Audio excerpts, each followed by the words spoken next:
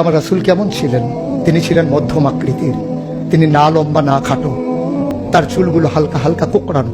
তিনি কখনো বা যখন চুলের ভিতরে তৈল দিয়ে আছড়াতেন, অবাক বিস্ময়ে মানুষ তাকিয়ে দেখতেন, মনে হতো চুলের মাঝে যেন মৃদুমন্দ ঢেউ দেখা যায়। তার কপালটা ছিল চওড়া শুভ্র, তার চোখের ভ্রুগুলো ছিল ধনুকের মতো বাঁকা, তার চোখগুলো ছিল টানা টানা ভাসা ভাসা, তার চোখের পাতাগুলো ছিল গোলাপের পাপড়ির মতো। তিনি কখনো বা যখন চোখের পলক ফেলতেন, অবাক বিস্ময়ে মানুষ তাকিয়ে দেখতেন, মনে হতো মৃদুমন্দ বাতাসে গোলাপ পাপড়ি দোল খাচ্ছে। তার চোখের সাদা অংশ ছিল রক্তিমাভ সাদা, কালো অংশ ছিল তার কৃষ্ণ কালো। তার ঠোঁটগুলো ছিল গোলাপি রঙের, তার নাকটা ছিল খাড়া, ছিদ্রগুলো ছিল ছোট ছোট, নাকের নিচেই ঠোঁটের উপরে ছিল চিকন সরগোফ।